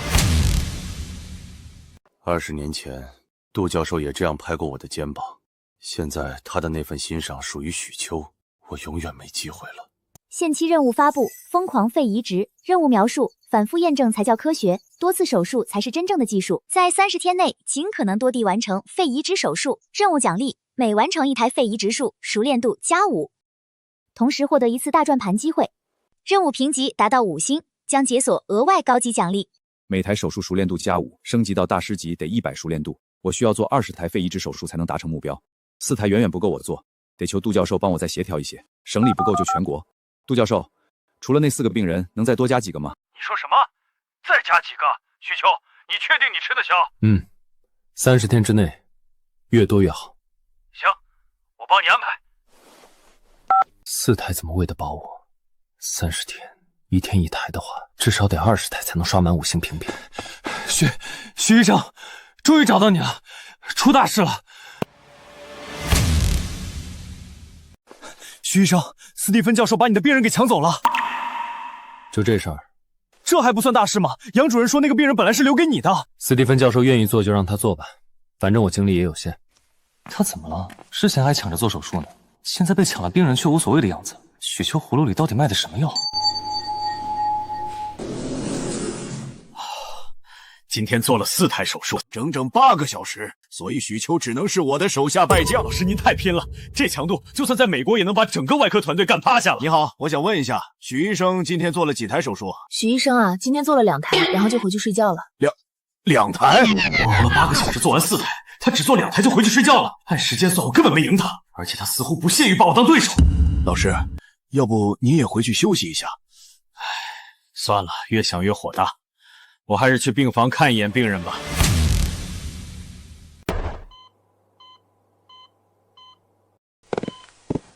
你不是做完手术睡觉去了吗？睡了6个小时，够了。什么？连做2台手术的强度，你只睡6小时来恢复？这不可能，我不相信。我做2台手术2小时而已，没你想象的那么累。睡6个小时足够精神完全恢复了。该死，我做4台手术足足站了8小时。他1小时轻松做完1台，他是怪物吗？许医生，今天要做什么测试？6分钟步行试验。6分钟步行试验？他现在才术后几天？斯蒂芬教授，要不你也上去，跟杨轩比比谁走得快？你这是人话吗？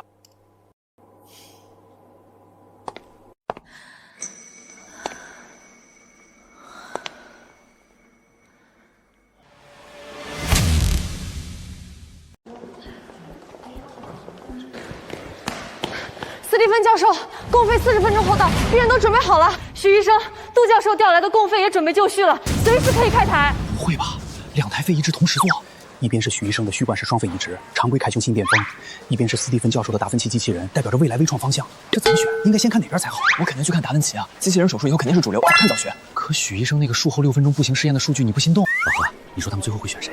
选谁不重要，反正最后都会后悔没看另一个。各位同仁，我的达芬奇做肺移植，切口只有8厘米，术后恢复时间缩短1半以上。今天这台手术，我会证明机器人缝合支气管和肺动脉的细节精度是手工无法达到的。斯蒂芬教授，我今天就跟您了。没错，机器人缝合的精度确实不是人能做到的。共费到了，直接送手术室。我先上台去做足准备，总不能输给机器人。走吧，老杨，咱们去许秋那边。哎，你不去看达芬奇？看那玩意儿干嘛？我当然是看许秋操作才能学到真东西。对了，斯蒂芬教授做的是并肺摘除和共肺移植，而许秋是全套肺移植。除了斯蒂芬的2项，还包括了第1步的共肺摘取手术。对，许医生的共肺摘除也要时间，等于是斯蒂芬教授做并肺切除的时候，他可能共肺才摘完，速度肯定慢很多。但是许医生手术速度出了为名的快，我去许医生那边。各位同仁，这就是肺移植的未来，微创、精准、稳定。机器人的手永远不会抖，角度永远不会偏。传统开胸注定要被淘汰。这套系统我调试了5年，每一个角度、每一针的力度都经过上千次模拟。人的手能做到吗？做不到。许秋那边的共肺肯定还没摘完吧？许医生那边已经开始做并肺切除了。我是说许秋亲自操刀，不是别的医生在替他做。就是许医生亲自做的，共肺摘取他已经完成了，接着就做并肺切除，中间没停。共肺摘取和并肺切除同时做，他一个人，以我的经验，时间不可能够。没事，微创的优势在术后，许秋做得快，没什么了不起。我相信他做的质量永远不可能与机器人相比。许秋开天眼了吗？竟然用前外侧切口，这玩意儿视野差得要命，常规情况根本没人敢这么切。看就完了，别出声打扰他。左肺与胸壁的最后一丝粘连被离断，病变的左肺既可以被完整取出了。关胸，送 ICU。这就做完了？我刚才是不是眨眼眨多了？我做了15年肺移植，第一次觉得自己的手术跟闹着玩似的。斯蒂芬教授那边做到哪一步？应该开胸了吧？那确实很慢了，做得慢好啊！我过去没准能把那台手术抢完成肺移植术1台，熟练度+5，当前评级1星。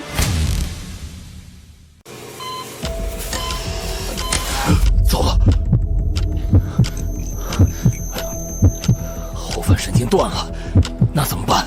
喉返神经断了，病人以后声音嘶哑还是小事，万一影响呼吸功能就是大事了。水凝胶也救不了这种情况，断太短了，没法粘合。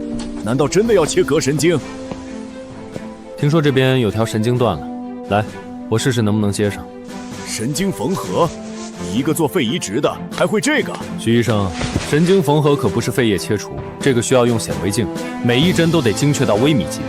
我们老师用了5年才勉强入门，我劝你慎重。为什么不会？许秋，你真的行？都到这一步了，不试怎么知道？喉返神经断部太短，常规外膜缝合长度不够，直接拉拢会撕裂，桥节和界位都会影响其他神经功能。唯一可行的办法是改道，让断部从头翼下方逆行解剖，绕到颈动脉后方，再吻合回入喉处。树膜房间，他在做树膜房间。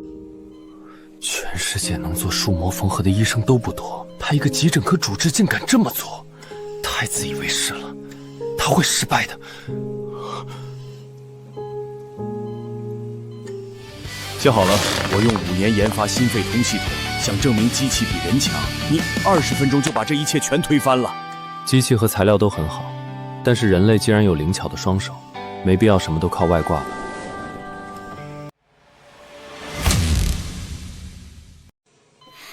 你不要再说了，让开，我要继续手术。斯蒂芬教授，这次注意点儿，把膈神经什么的也切断了，可就不好再做改道缝合了。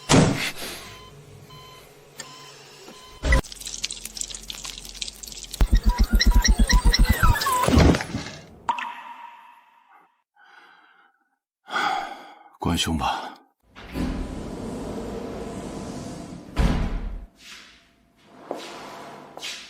你的神经缝合到底在哪儿学的？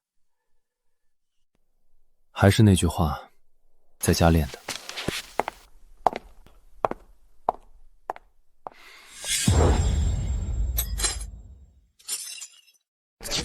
第1周完成了5台肺移植手术，第2周6台，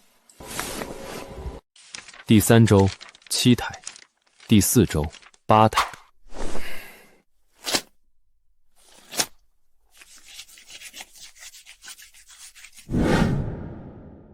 不管什么代价，再给我一个肺移植病人，马上要！斯蒂芬教授，许医生把我们中心和隔壁省中心能调到的病人全部做完了，别说您，连杜教授那边也在排队等着。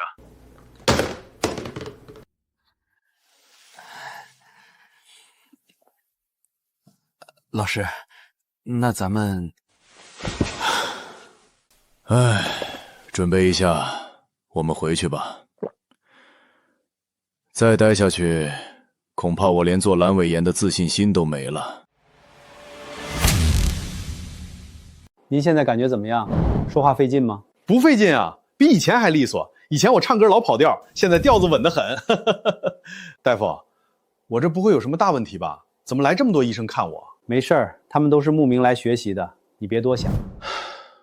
许医生，这组数据跟正常人几乎没有差别。您确定他之前喉返神经断过？我亲手缝的，断没断过我比你清楚。我做了7年肌电图，没见过恢复这么好的。您这缝合基本等于把神经还原了。他到底还是不是人类？老师，您刚才说什么？我说许秋到底还是不是人类？别让我再说第3遍！人类几乎无法完成他做的事。疯狂肺移植，限时任务，剩余时间6小时47分钟，已完成32台，评级5星，额外高级奖励已解锁，待领取。今天是最后一天了，32台应该够了吧？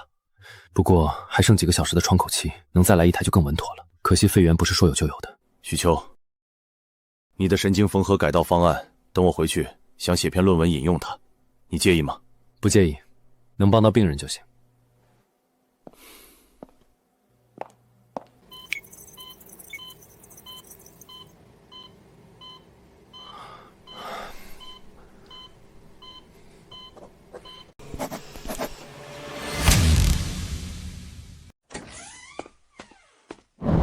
你们来了。许叔叔，许叔叔，这是我和爸爸妈妈一起做的，送给你。谢谢你们。恭喜，宿主获得病人由衷感谢，奖励金手术刀磁1，大转盘1次。金手术刀，一听就是了不得的东西。快点忙完，我得赶紧看看。刚才检查的报告呢？我看看恢复到什么程度了。恢复的怎么样？肺功能 FEE 肺 FC 85%，多少？正常人大于83%就算合格了。85%。他这做完肺移植1个月的病人，比正常人还高2%。恢复得很好，术后1个月是最关键的时期，你的情况已经达到术后3个月的水平了。徐医生，那他以后没有不舒服的话，半年后再来复查就行。我做了30年肺移植，没见过能恢复到这种高水平的病例。不过我那些病人半年还在吃抗排气药，他让病人半年才来复查，是盲目自信。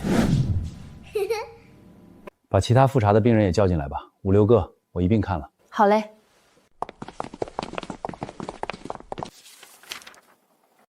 第一个病人肺功能81%，第二个病人83%，第三个84%，第四个85%，第五个87%，第六个86%。6个病人没有一个低于80%，不可思议。都还行，注意按时吃药，半年后再来。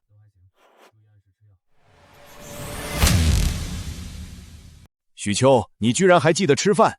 这个月高强度连台，我真怕你把自己饿死在手术台上。下午还有手术，不吃没力气。不会吧？今天还有肺移植？不是，几台普通的肺切科术，就当换换手。许秋，你上个月做了那么多台手术，工资应该不少吧？一定赚翻了，你的目的达到了。应该还行吧，具体多少我也没算。不过提醒你一句，我和你不一样。许秋，以你的技术，完全可以像我一样到全世界飞，一台手术几万块，讲一次课又是几万块，不用累死累活住院，钱还赚得多。我喜欢待在手术室里，到处跑，一年少做几百台手术不划算。我粗略算了一下，许秋，你这个月肺移植就做了32台，28台双肺，4台单肺。双肺移植你一台拿6666，单肺拿5000，光肺移植的手术绩效就有20万6千。26千，你这一个月顶我飞好几个国家了，还得扣税呢，扣完全也有10几万，这还没算肺叶切除、肿瘤摘除那些，加起来估计接近30万了。他在临沂做手术，一个月赚的钱，我得跑3个国家才能赚到。我什么都不能和你比了，比不过。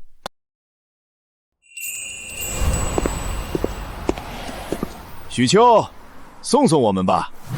啊？送到停车场还不够？杜教授走的时候你送到大门口，现在只送我到停车场，那我岂不是很没面子？走吧，送你到门口。哼哼哼。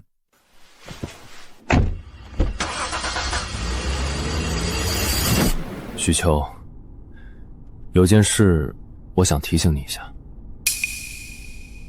什么事？杨轩那台肺移植，你知道肺源是被恒康医药的王洪宝抢走的吧？后来你们又要了回来。这次我和斯蒂芬教授回美国，就是去给他做手术。这个人关系复杂，手段也狠，他一直盯着杨轩的恢复情况，我估计他更恨你，你当心点。谢谢，我知道了。许秋，下次我再来就不跟你比了，我跟你学。行，到了发个消息。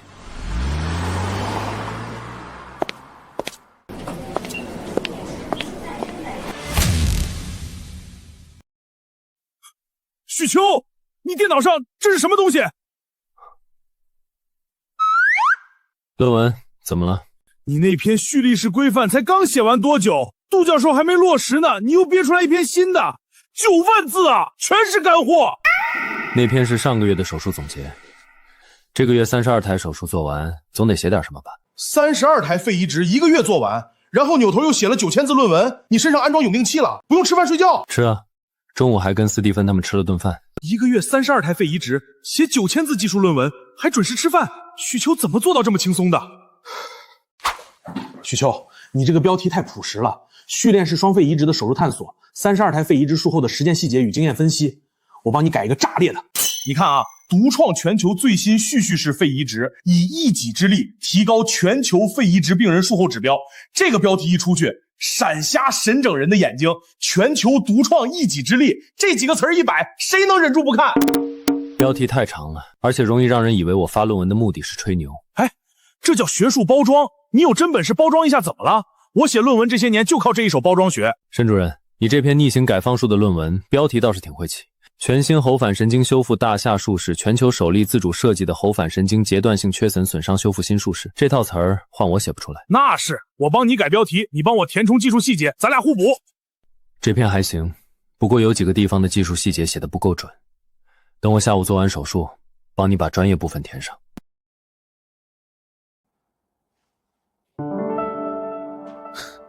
这几个地方确实有点含糊，你看一遍就能挑出来，你有火眼金睛啊。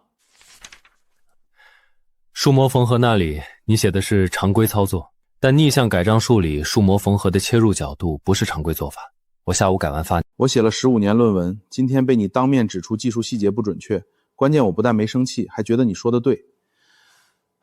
许秋，跟你合作之前，我自认为是临沂论文第一人，跟你合作之后，我连论文标题都不敢随便起了。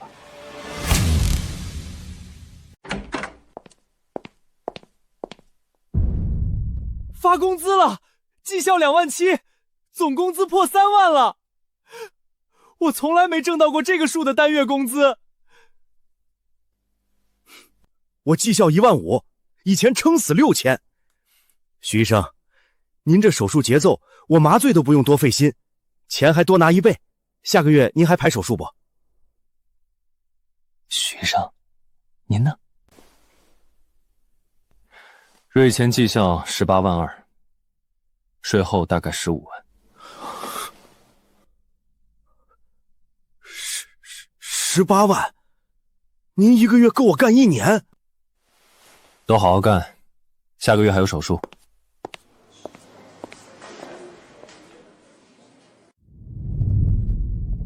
半辈子了，我许秋终于不用为房租发愁了。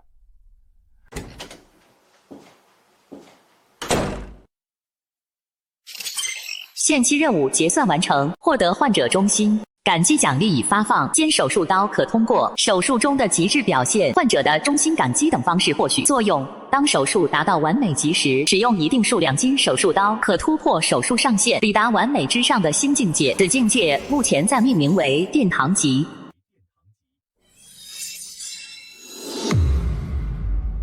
殿堂级，完美之上还有殿堂，那得是什么概念？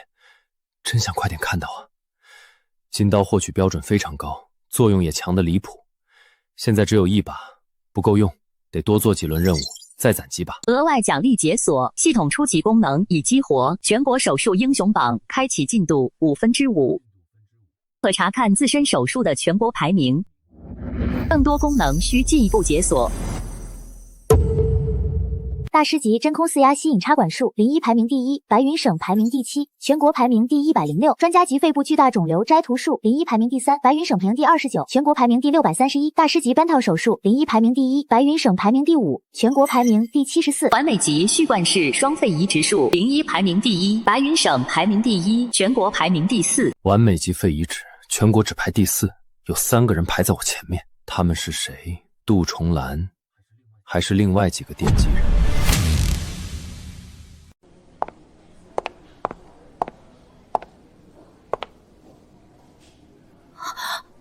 杜教授，认识，我师兄的忘年交，肺移植领域最顶级的那个杜重兰。走吧，爷爷还在等我们。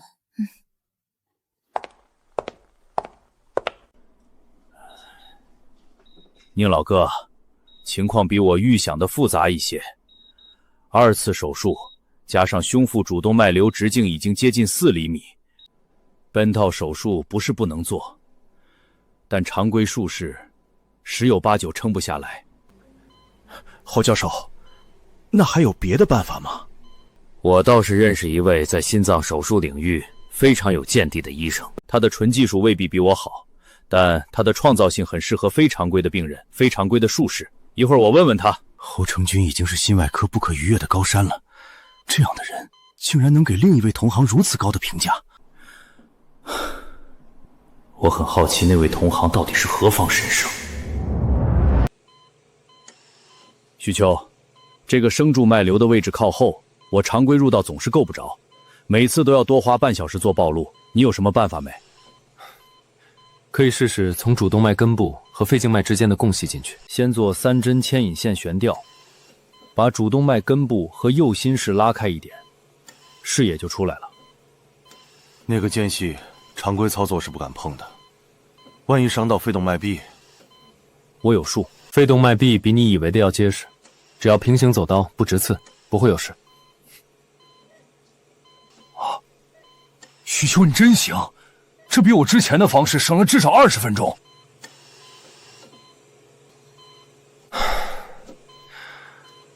我做了30年心外，今天这一台手术学到的比过去加起来都多。雷主任，你可别这么看我，学无止境。对，学无止境。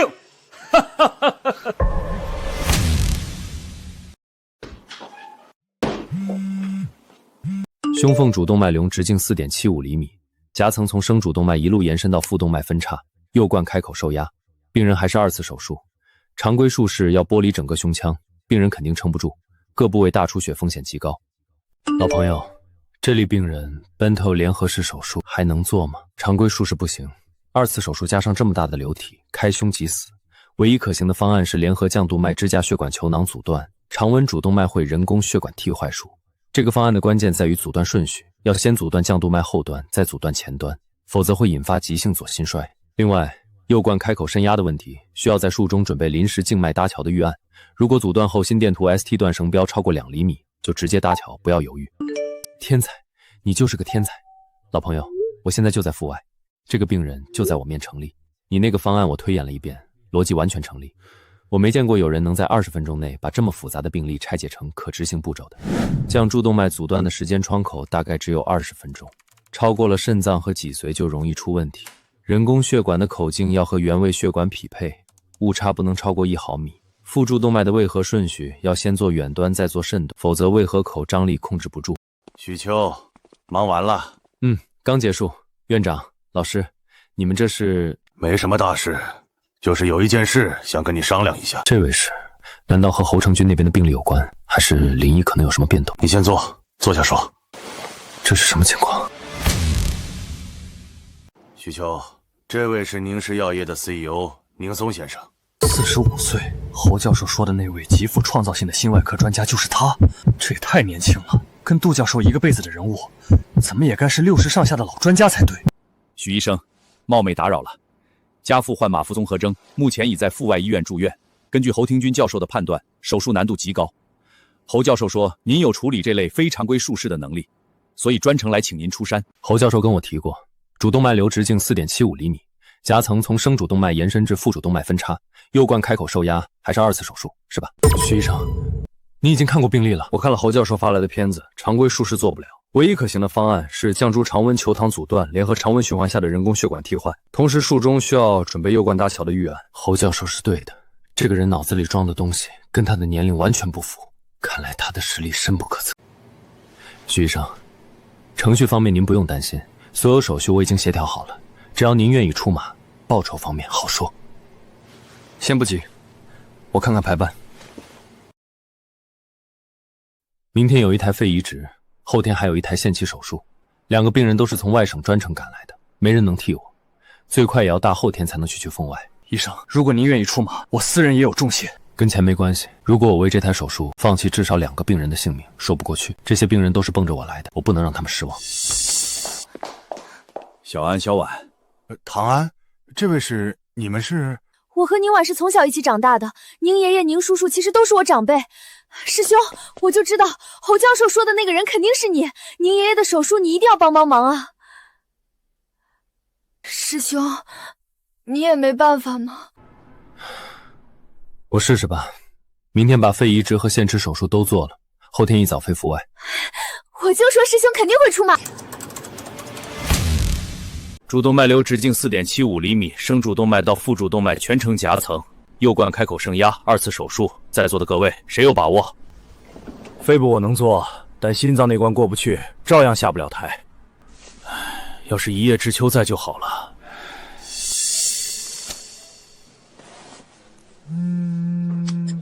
许秋，阜外这边想请你来一趟，帮忙定肺部策略，你那边能走开吗？好，明天一早的飞机，下午到。这么爽快？明天2台手术都做完了，后天没排班。行，等你。宁老那个病例，肺部的2次创伤风险确实高。续建式肺移植的思路可以反推年年区域的剥离方案，得重新设计一遍入道。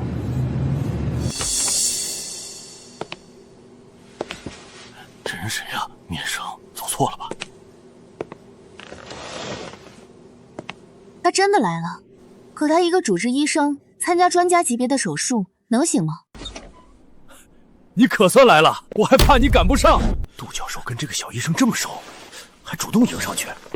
老杜，这位是我跟你提过的，做絮乱式肺移植的那个学生许秋。宁总，我让您请的那位一叶知秋还没到吗？侯教授已经请到了，他已经来了。一叶知秋，许秋，他就是一叶知秋，那个在论坛上跟我争论 Bender 改良方案，发文档说这里能改的那个人。你是一叶知秋？侯教授，文档收到了。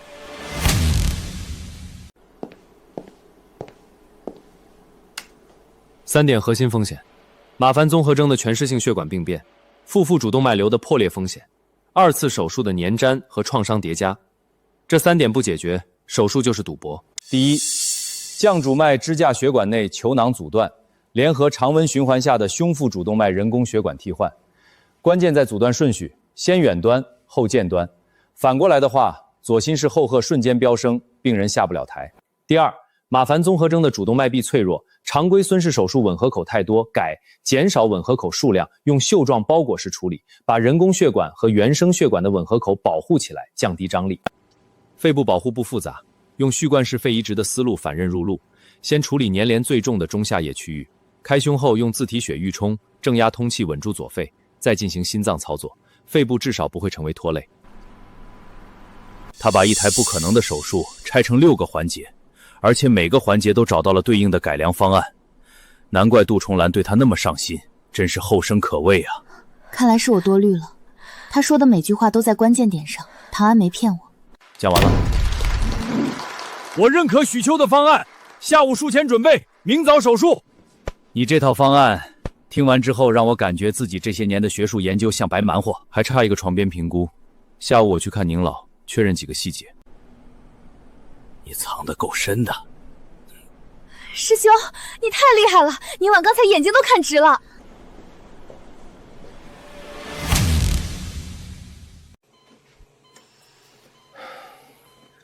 医生，你多大年纪了？45。45，敢接我这台手术？侯行军那老家伙都不敢。敢不敢是一回事，能不能是另一回事。方案我推演过6遍了，您放心就是。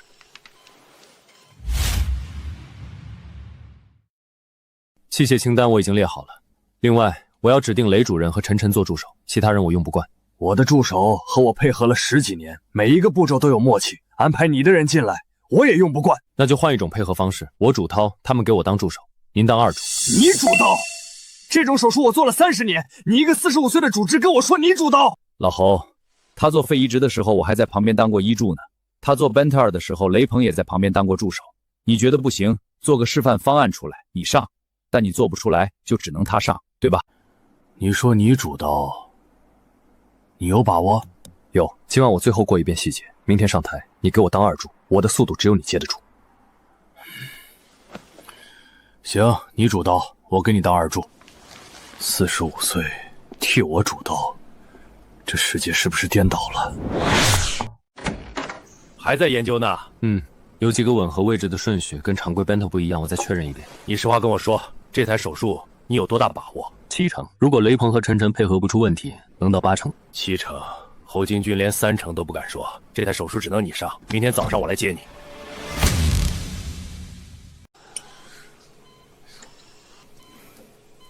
你确定他们能跟上你？放心。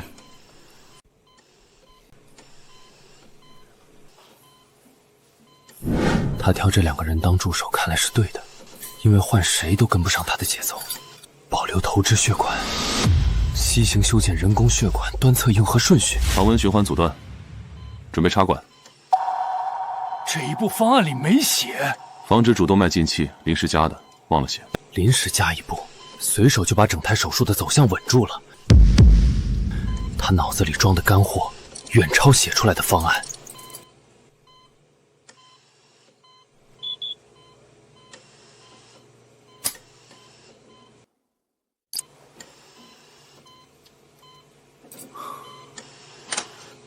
恢复循环，4分13秒，4分13秒还是常温下，我深地温时最快也要19分钟。你这速度我从没见过。改良式简化了操作步骤，保留头壁血管，减少吻合口数量，配合主动脉包裹和心内膜技术，停气流时间自然缩短。我学这个手术的时候他还没出生，现在我却站他旁边当2助，拉钩都没他第7节的节奏快。这个时代该换人了。哎，他做分离的速度比我想象的要快1倍。那一段血管瘤和腹腔脏器的粘连，换我来做，至少2个小时才能拆干净。他40多分钟就搞定了，真是长江后浪推前浪啊！他是怎么做到每一刀都同时避开神经和主要分支血管的？这个胸腔的解剖结构像被他在脑子里刻成了3D 模型，精准的匪夷所思。大师级胸部解剖经验已激活，术区识别精度98.7%。左界神经、弥多神经分支、主动脉周围的小血管网、腹仓干分支位置，竟然全部标注出来了。1针、2针、3针，每一针都精准穿过人工血管和自主血管壁的对应位置。没有调整，没有重来，他做缝合似乎根本不需要思考。那段血管的替换做完了。下一步准备止血。2小时27分。2小时27分，胸腹主动脉广泛替代，常规时间是5个小时起步，他缩短了1多半时间，这是完全不同的操作逻辑。这个人不是在做手术，他是在拆解病人生理结构之后重新排列组合。今天我算见识到什么是人外有人了。接下来是止血，开放循环之后，所有吻合口的渗血和针眼渗血都要逐一处理，这一步急不得。第一部分已经完成了，接下来才是最困难的地方。许秋，你要怎么来应对呢？做好准备，止血环节最容易出问题。设备、血源、抢救药物全部确认一遍，一旦有吻合口爆开，30秒内必须启动紧急循环。开始吧，恢复循环。血液是最无情的检验师，任何一处缝合的微小偏差都会在高压循环下暴露。主动脉根部到降主动脉这一段是整堂手术最核心的搅合区域，常规操作下至少会出现3到4处渗血，他竟然1处都没有，我不信。这里有一个出。我话说一半，他已经缝完了。他刚才一直在盯着同一个位置没动，是在等我发现？不对，他根本不用等我发现，已经在自己找了。你刚才做吻合的时候，就已经预判了每一针的张力。张力不均匀的地方提前补了半针，所以渗血点不会超过3个。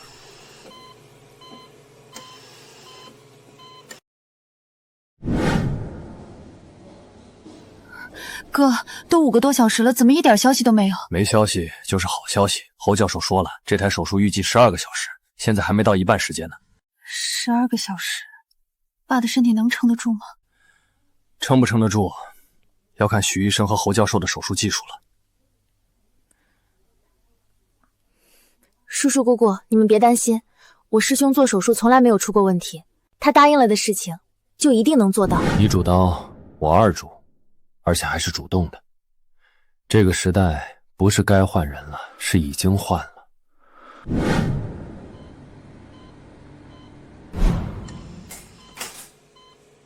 止血完成，关胸。我今年63岁，学了40年手术，今天是我第一次在手术台上跟别人说。灯灭了，不是说12个小时吗？这才5个多小时啊！别慌，等医生出来再说。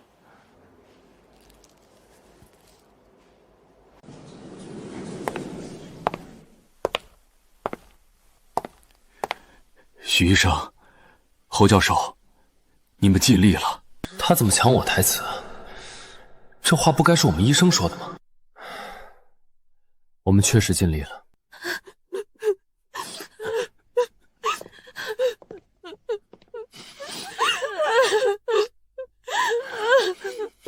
你们是不是误会了？手术很成功，病人已经脱离危险了。师兄，你爷爷没事了。手术比预想的顺利，5个小时左右就做完了。现在关胸收尾，术后观察没问题，就可以转 ICU 了。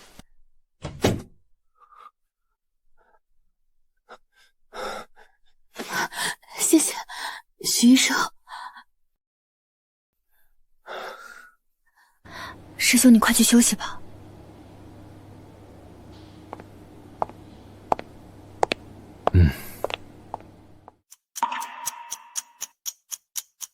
我做了40年手术，今天这台是我唯一一次全程站着2助位，没觉得自己掉价。你那个改良式能不能写成论文？我帮你投。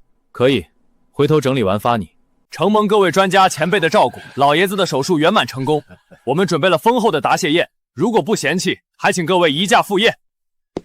许医生，您一定要来，这次没有您，我爸下不了这台手术。我就不去了，你们吃得开心。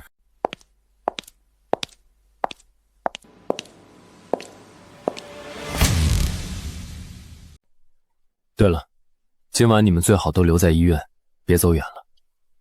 徐医生，是不是术后有什么风险？我爸的情况……不用我说，你也该知道，术后3天都是危险期。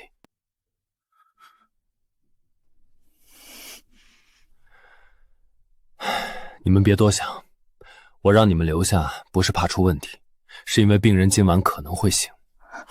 徐医生，您确定？如果没有意外的话，后半夜应该能拔管。拔管？胸腹主动脉置换术后不到24小时拔管？徐秋，你这个预估过于乐观了吧？这怎么可能啊？乐观不乐观，等今晚就知道了。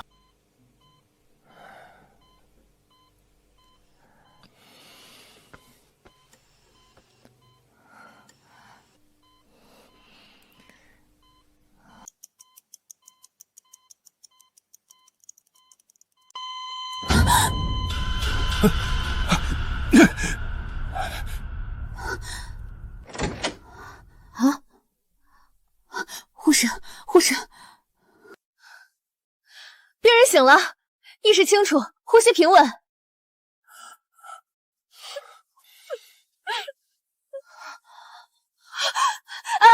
爷爷醒了，真的醒了。血压稳定，心率正常，氧合指数98%。他真的醒了，这个时间点，这就脱离呼吸机了。许秋说今晚会醒，还真就今晚醒了。胸腹主动脉置换术后不到12个小时拔管苏醒，我40年的手术笔记本上今晚要改写记录了。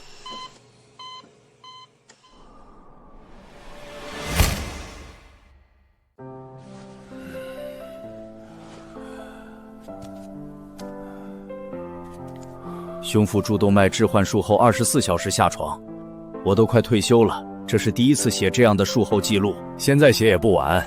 膝关节屈丘度接近正常，呼吸没有代偿性紧张，可以出院了。回去之后按我给的康复方案做，1个月能恢复正常行走。徐医生，这是我们全一点心意，宁氏集团愿意以年薪500万聘请您为私人医疗顾问，时间和地点您说了算，我们绝不干涉。心领了，钱我有，病人还在排队等着，我得回去了。我都说了，我师兄对钱没兴趣。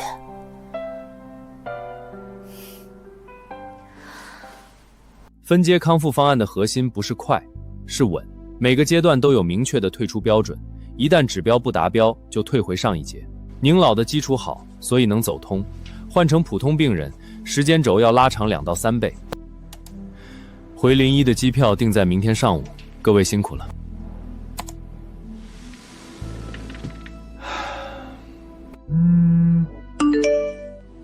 这2人真是心有灵犀，同时给我发消息。不过收到这2条消息，证明我的大器晚成逆袭已经完成了。急诊科1级警报：复合型大血管贯穿伤，失血性休克，生命体征不稳定。徐医生，这个病人心脏和主动脉都有损伤，我们几个人讨论了一下，谁都没把握。走，我上。从前只想逃离医院，现在我的想法变了。国内200多例绝境病人都在苦等，海外技术优劣还需要验证，所有挑战才刚刚开始。我的手术刀没有停下的时候。